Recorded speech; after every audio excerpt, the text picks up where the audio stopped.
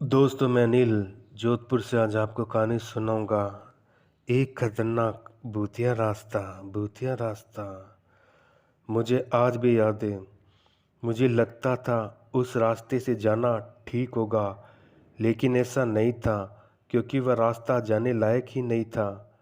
क्योंकि उस जगह पर मैं अनजान था, नया नया वहाँ गया हुआ था और लोग उस रास्ते से बहुत कम ही गुजरते थे। लेकिन मैं उस रास्ते से गुजरा।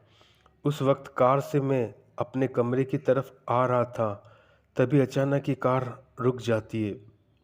यह बात मेरे समझ में नहीं आई कि आखिरकार कार कार रास्ते में क्यों रुक गई। कुछ कुछ बूंदें भी गिरने लगी थी। अब लगता था कि बारिश भी होने वाली है। इस वक्त कार का खराब होना ठीक नहीं था।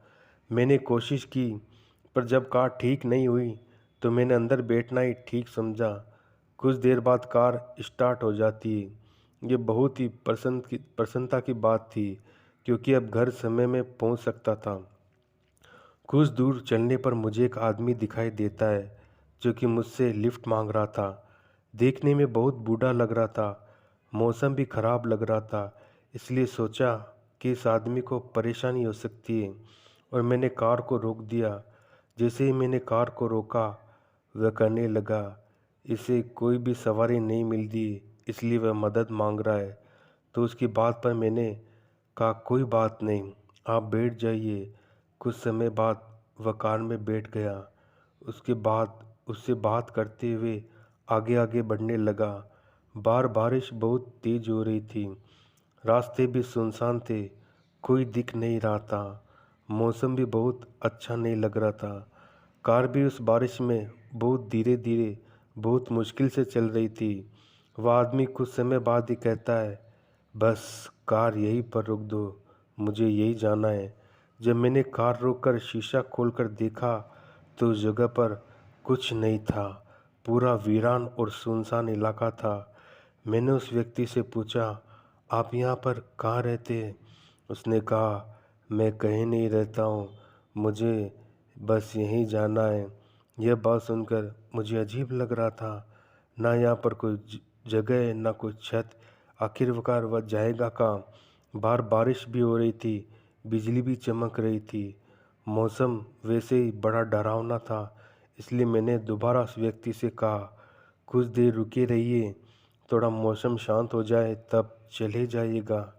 लेकिन जैसे ही मैंने ये बोल कर के पलट कर देखा तो वह आदमी मेरी गाड़ी में नहीं था, वह गायब हो चुका था। मैंने दाएं और बाएं उतर कर भीगते हुए देखा, लेकिन आसपास मुझे वह कहीं भी नजर नहीं आया।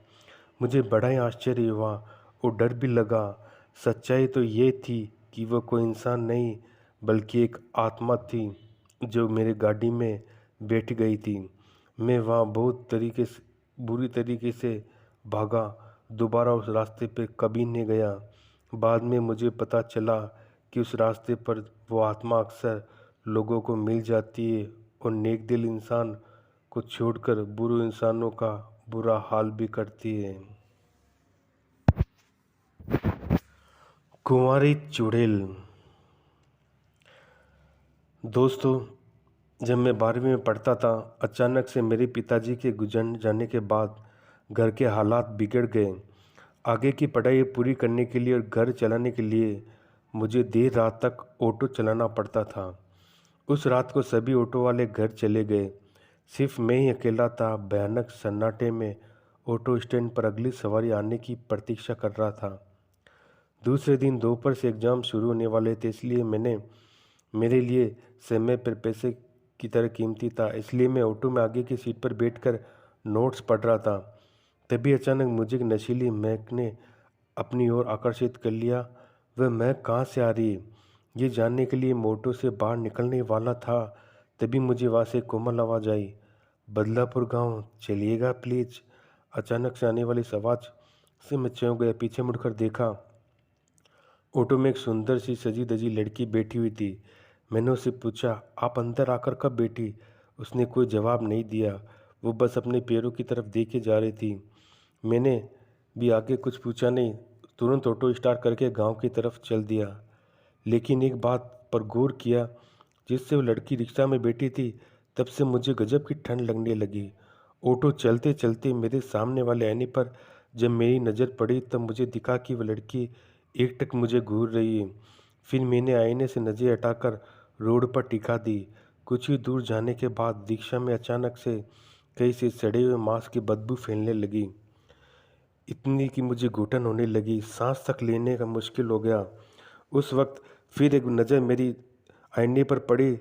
दिखने वाले भयंकर और विकृत नज़ारे से मेरी आत्मा कांप गई, क्योंकि आईने में जो लड़की मुझे दिख रही थी वह एक दुल्हन के जोड़े में थी। उसका चेहरा आधा जला हुआ था, जिसमें से मांस के लोथड़े लटक रहे थे। मैं उस वक्त इतना ज़्यादा डर गया कि अपनी चलती ऑटो का हैंडल छोड़कर सड़क पर ही कूद पड़ा। उसके बाद सुबह जब मेरी आंख खुली तब मैं गांव के दवाखाने में लेटा हुआ था। पास में मेरी माँ और कुछ गांव के बुजुर्ग बैठे थे। मेरे सिर में 4 टांके लगे थे और बाकी सभी मामूली चोटें थी। सिर पर गहरी चोट लगने से शायद मैं बेहोश हो गया था। और जब मैंने मैंने मेरे रिक्शा के बारे में पूछा तो सभी ने उल्टा मुझसे सवाल किया, तुम हमें गांव के बाहर सड़क पर पड़े मिले थे, तो तुम्हारा ऑटो दूर उस पुराने कब्रिस्तान में क्या कर रहा था? ये खबर सुनने के बाद मैं दंग रह गया।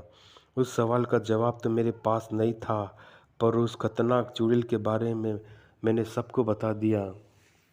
उस सवाल का जवाब मेरे पास नहीं था। उस खतरनाक चुड़ैल के बारे में मैंने सबको बताया। माँ भगवान का शुक्रिया करने लगी। मेरा बेटा एक चुड़ैल के चंगुल से सही बच निकला। जाते जाते सभी गांव के लोग बोले, तुम्हारी किस्मत बहुत अच्छी है, इसलिए तुम जिंदा हो। वह कुंवारी ही मरी हुई भयानक चुड़ैल थी, जो अपनी प्यास तुम्हारे जैसे कुंवारे लड़कों का शिकार करके बुझाती है। तो दोस्तों, ये थी आज की कहानियाँ। तब तक के लिए धन्यवाद। दोस्तों, अगर आपको मेरी कहानी अच्छी लगे तो मेरे चैनल को सब्सक्राइब कीजिए और लाइक कीजिए। और आप मुझे अपनी कहानियाँ भेज सकते हैं, मैं आपकी कहानियाँ अवश्य सुनाऊंगा। मेरे इंस्टाग्राम आईडी पर आप मुझे अपनी कहानियाँ भेज सकते हैं। मेरी इंस्टाग्राम आईडी है अनिल सारस्वत 2021। उस पर आप मुझे अपनी कहानियाँ लिखिए, मैं आपके नाम से कहानियाँ ज़रूर सुनाऊंगा और जल्द सुनाऊंगा। तो आप मुझे अपनी कहानियाँ मेरे इंस्टाग्राम आईडी पर भेजिए। मेरे इंस्टाग्राम आईडी है अनिल सारस्वत 2021। और दोस्तों, मेरा एक चैनल और है, ऑल सी करके नाम है उसका, उसे भी आप देखिए, सर्च कीजिए, उसे भी लाइक और सब्सक्राइब कीजिए। तो दोस्तों, आज के लिए इतना ही। तब तक के लिए धन्यवाद।